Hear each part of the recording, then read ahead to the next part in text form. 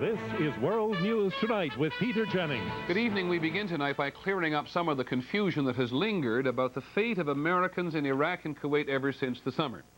The State Department has never been precise about how many Americans it believed were, in essence, trapped behind the lines. But today, when a plane showed up to bring out what was believed to be several hundred more, only 15 chose to leave.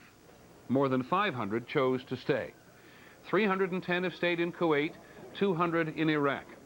Some may be Iraqis or Kuwaitis who are also American citizens. 294 are children, which means, according to the State Department, there are only 17 Americans left who wish to leave, and they will apparently do so tomorrow or Thursday.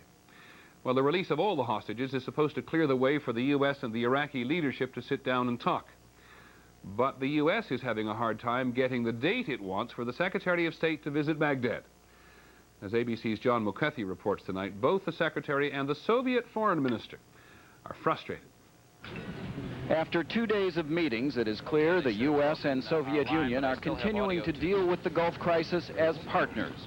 Both Secretary Baker and Foreign Minister Shevardnadze expressed frustration at Iraq's insistence that Baker not come to Baghdad until just 3 days before the January 15th deadline imposed by the UN Security Council. That's too late, Baker says. It's pretty hard to have a meeting unless both sides agree with respect to when and where the meeting is to be held. Foreign Minister Shevardnadze backed him up, saying the sooner Baker goes to Baghdad, the better. We pin much hope on the coming contacts between Secretary Baker and President Bush and the Iraqi leaderships. But Shevardnadze left no doubt that if there is fighting in the Gulf, the Soviet Union will not be part of it. As to Soviet involvement in military operation, I can tell you that this option is not under consideration and that this option is non-existent. But even without Soviet troops in the Gulf, the Bush administration is delighted with Moscow's continued support for what the U.S. is doing.